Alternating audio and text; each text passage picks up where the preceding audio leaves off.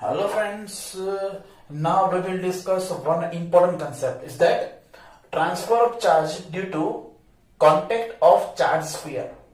मतलब ये हुआ कि फ्रेंड्स वैसे तो ये जो कंसेप्ट है ना वो इलेक्ट्रिक पोटेंशियल मतलब जो सेकंड चैप्टर है उसके बाद करवाना चाहिए था, लेकिन क्या है कि जो हमारे एनसीईआरटी का एक्सरसाइज का न्यूमेरिकल है 1.13 उसमें जो कंसेप्ट यूज होता है वो कंसेप्ट यहां से आता है। मैंने एक सोचा कि करवा दो, आप सिर्फ लिख के रखना, क्लियर है। चलो तो कंसेप्ट कुछ इस तरह का है फ्रेंड्स कि मान लो दो चार्ज स्फीयर है, स्फीयर पहले हम जनरल केस देख लेते हैं, बाद में हम आइडेंटिकल स्फीयर मतलब कोई स्पेशल केस देखेंगे, समझ में है। और ये जो स्पेशल केस है वही हमारे लिए अभी एनसीईआरटी के लिए इंपॉर्टेंट है, मतलब ये इसका यूज एनसीईआरटी में है, बराबर। चल तो फ्रेंड्स उसमें क्या है कि मान लो दो स्फीयर है वो नॉन आइडेंटिकल है, मतलब दोनों का रेडियस अभी सेम नहीं है। जनरल केस की बात कर रहा हूं। मान लो यहां पे आप देख सकते हो ये स्फीयर और ये स्फीयर, एक छोटा है एक बड़ा है, दोनों का चार्ज, इसका चार्ज है Q1 इसका चार्ज है Q2, दोनों का चार्ज दिया है, राइट है। अब करना होगा क्या कि जब हम वो दोनों स्फीयर को एक दूसरे का साथ कांटेक्ट करवा के छोड़ देंगे तो होगा क्या कि दोनों स्फीयर का चार्ज चेंज हो जाएगा। Friends, you can see that charge on both sphere has changed. Here from Q1 to Q1 dash and here from Q2 to Q2 dash. तो सर ये जो Q1 dash और Q2 dash का जो magnitude है वो कितना आएगा, कैसे आएगा? तो उसका फॉर्मूला मैंने यहाँ पे दिया है, Q1 dash is equal to R1 upon R1 plus R2 into Q और Q2 dash is equal to R2 upon R1 plus R2 into Q. What is Q? Q is total charge. यहाँ पे आप देख सकते हो before contact जो है, contact नहीं करवाया था, पहले ये दोनों चार्ज का जो एडिशन आएगा वो कैपिटल Q आएगा। फ्रेंड्स यहाँ आप देख सकते हो कि दोनों चार्ज जो है वो सेम नेचर का ही आएगा, क्योंकि जो देखो ये तो रेडियस है, ये भी रेडियस है, वो तो पॉजिटिव नेगेटिव नहीं आती, समझ में आया। देखो तो Q1 डेज का चार्ज, Q1 डेज जो चार्ज है उसका नेचर वही होगा जो कैपिटल Q का होगा, सेम टू सेम यहाँ पे होगा। मतलब आफ्टर कॉन्टेक्ट ये दोनों चार्ज है वो सेम नेचर का होगा और मैग्नीट्यूड सेम नहीं होगा, डिफरेंट होगा। क्यों? क्योंकि आप देख सकते हो, देखो डिनोमिनेटर में क्या है R1 प्लस R2 ऊपर Q, यहाँ पे R1 प्लस R2 Q, लेकिन यहाँ पे देखो R1 और R2। मतलब ये हुआ कि जिसका रेडियस ज्यादा उसका चार्ज ज्यादा, मतलब जो बड़ा वाला स्फीयर है उसका चार्ज ज्यादा होगा। फ्रेंड्स मान लो अगर ये जो न्यूमरेटर है R1 और R2 वो भी अगर इक्वल होगा तो दोनों चार्ज का मैग्नीट्यूड भी सेम हो जाएगा। तो वो है हमारा आइडेंटिकल स्फीयर वाला कंसेप्ट। फॉर आइडेंटिकल स्फीयर मान लो कि दोनों स्फीयर का रेडियस सेम है R1 प्लस R2। फ्रेंड्स ये जो कंसेप्ट है ना वो एनसीईआरटी 1.13 वाला न्यूमेरिकल्स में यूज होता है ये कंसेप्ट, इसलिए मैंने कंसेप्ट पहले करवाया। और ये जो जनरल कंसेप्ट है ना फ्रेंड्स, उस कंसेप्ट बेस्ड न्यूमेरिकल एम्स में पूछा गया था, एम्प्ट में पूछा गया था शायद 2012 में। तो ये कंसेप्ट याद करके लिख लो, ये कंसेप्ट अपनी नोट में लिख लेना। अब देखो अगर दोनों स्फीयर आइडेंटिकल है मतलब R1 is equal to R2 है, तो यहां पे अब देखो R1 is equal to R2 is equal to R लिख सकता हूं मैं। तो देखो R upon R plus R तो 2R और ऊपर Q है तो Q की जगह मैं लिख सकता हूं Q1 प्लस Q2, तो R कैंसिल हो जाएगा तो Q1 डेस की वैल्यू क्या है Q1 प्लस Q2 बाई 2। और यहां भी आएगा ना R1 is equal to R2 is equal to R, तो R upon R plus R तो 2R, तो सेम चीज आएगी। मतलब ये हुआ कि दोनों चार्ज का मैग्नीट्यूड यहां पे सेम हो जाएगा। तो मैं ऐसा लिख सकता हूं Q1 dash is equal to Q2 dash is equal to Q1 plus Q2 by 2। यहां पे देख सकते हो कि आफ्टर कॉन्टेक्ट अब सिर्फ हम यही बात करेंगे, मान लेते हैं कि दोनों स्फीयर जो है वो आइडेंटिकल है, आइडेंटिकल स्फीयर, दोनों का चार्ज एक का Q1 है एक का Q2 है, कांटेक्ट करके छोड़ दिया तो दोनों स्फीयर का चार्ज है वो चेंज हो जाएगा, Q1 से Q1 डैश हो जाएगा, Q2 से Q2 डैश हो जाएगा। तो Q1 डैश और Q2 डैश की जो वैल्यू है, मैग्नीट्यूड है, वो भी सेम होगा, दोनों का नेचर भी सेम होगा। कैसे? आइडेंटिकल स्फीयर में, बराबर। अगर आइडेंटिकल नहीं है तो ये फॉर्मूला, फिर हम आइडेंटिकल की ही बात कर रहे हैं। तो आप देख सकते हो Q1 dash is equal to Q2 dash is equal to Q1 plus Q2 by 2, दोनों का मैग्नीट्यूड सेम है। यहां पे मैंने लिखा है कि आफ्टर कॉन्टेक्ट जो दोनों का चार्ज है वो इक्वल मैग्नीट्यूड के है और सेम नेचर के है।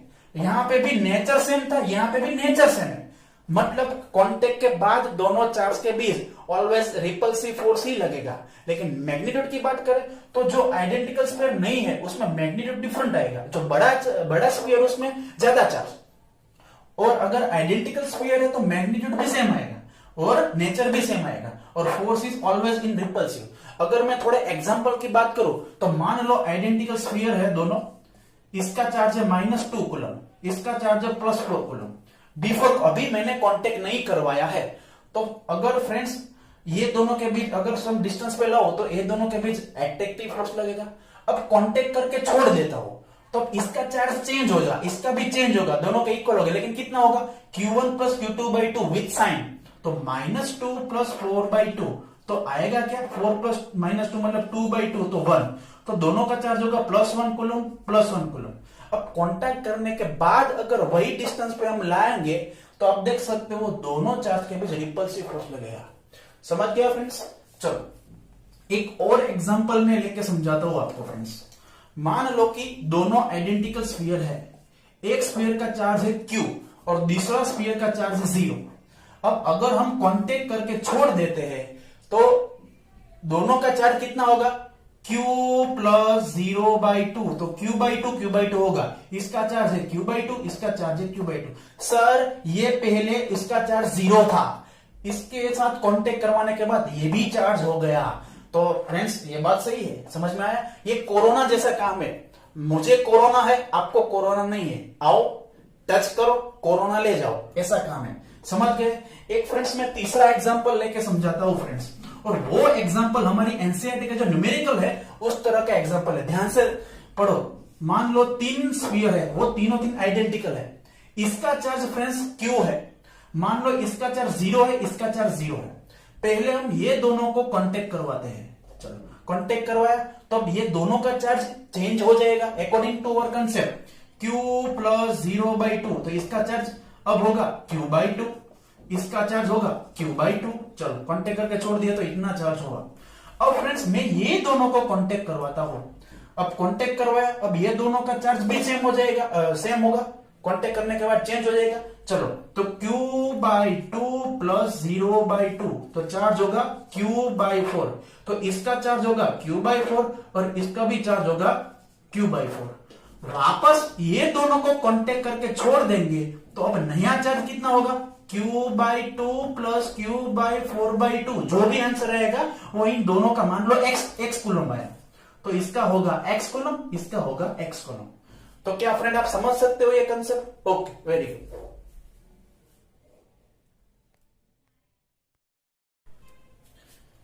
हेलो फ्रेंड्स, तो अब हम एक्सरसाइज का न्यूमेरिकल्स नंबर 1.13, तो 13 नंबर का न्यूमेरिकल सॉल्व करेंगे। तो सबसे पहले फ्रेंड्स अगर आपने क्वेश्चन नहीं पढ़ा है तो अभी आप वीडियो पॉज करके क्वेश्चन को अच्छी तरह से पढ़ ले। ओके, पढ़ लिया?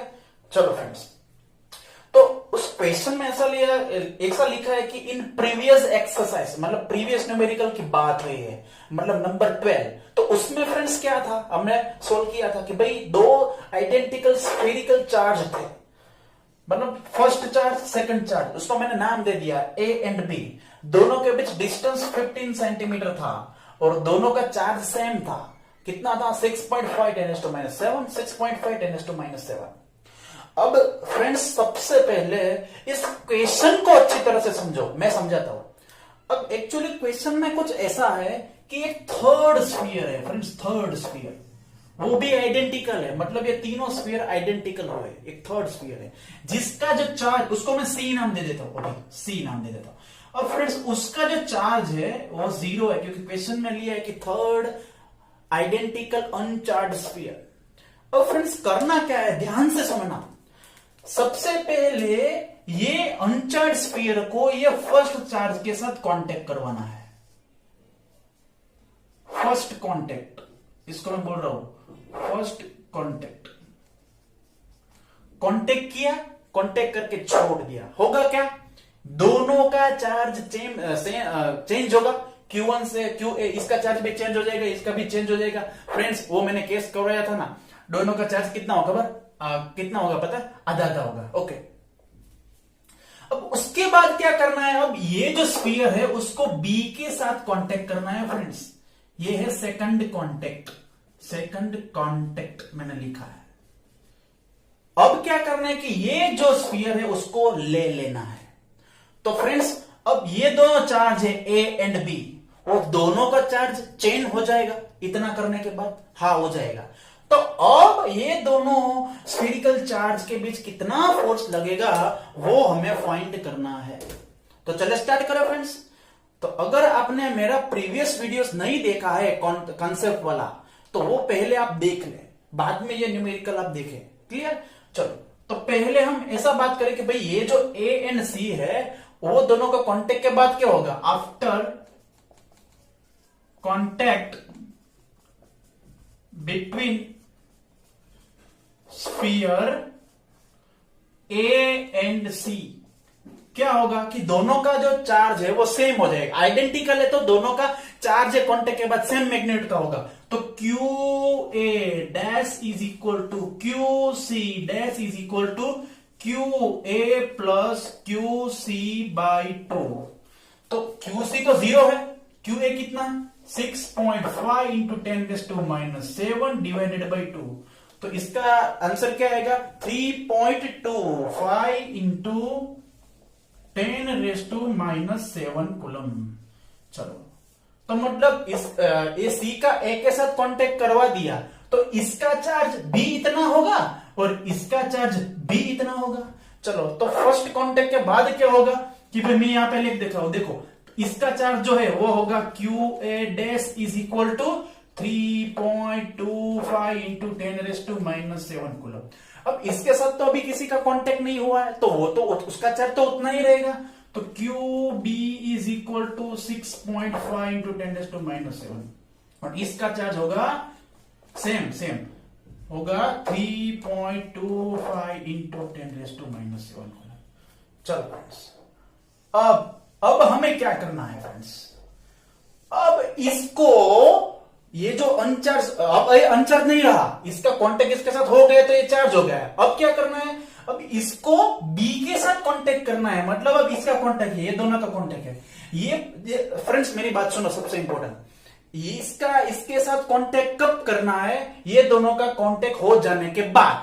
अब ये दोनों का कांटेक्ट हो जाने के बाद अगर हम ये दोनों का कांटेक्ट करेंगे तो ये तो ऑलरेडी चार्ज है, ये पहले चार्ज नहीं है, लेकिन इसके साथ कांटेक्ट इसका हो चुका है तो ये भी चार्ज हो गया। कितना चार्ज है, इतना। अब ये दोनों का हमें कांटेक्ट करना है, तो कांटेक्ट करने के बाद तो अभी मैं लिखता हूं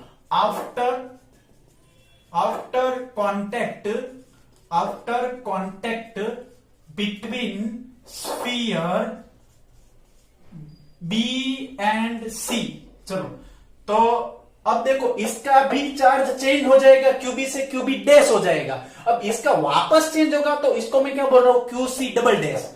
तो Q B dash is equal to Q C double dash is equal to ये दोनों charge Q B plus Q C dash divided by 2, Q B plus Q C dash divided by 2।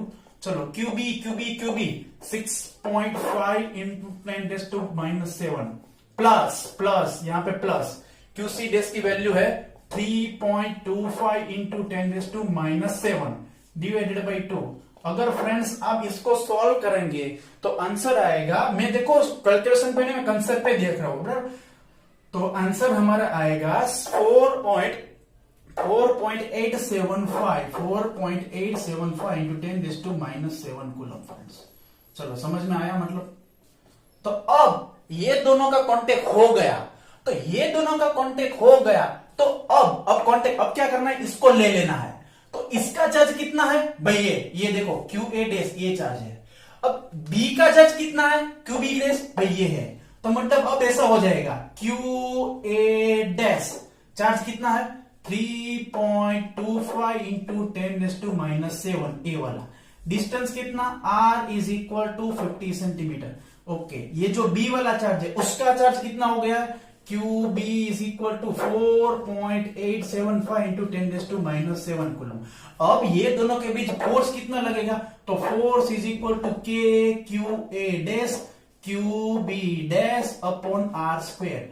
तो फोर्स होगा K की value हमें पता है 9 into 10⁻⁹ Q a day से 3.25 into 10⁻⁷ Q B day की वैल्यू है 4.875 इंटू 10⁻⁷ अपॉन डिस्टेंस का स्क्वायर। अब 50 सेंटीमीटर का है तो उसको मैं लिख रहा हूं 0.5 मीटर में कन्वर्ट करना है, वो पता है ना।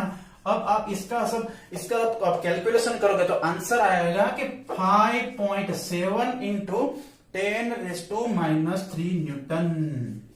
क्लियर?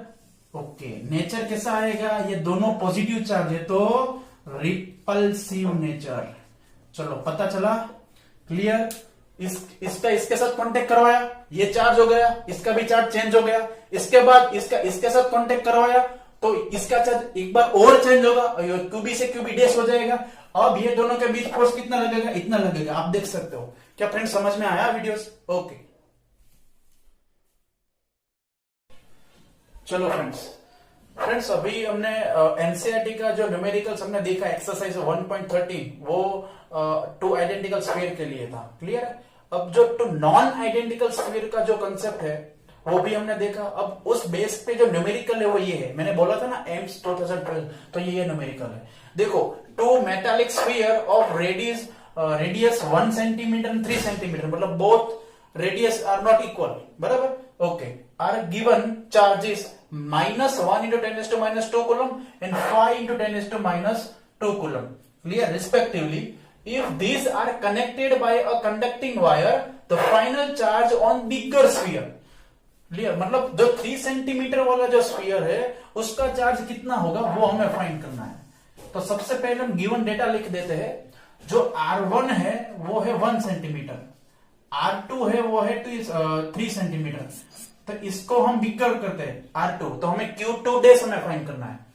Q1 जो है वो है -1 इंटू 10⁻² coulomb एंड जो Q2 है वो है 5 इंटू 10⁻² coulomb।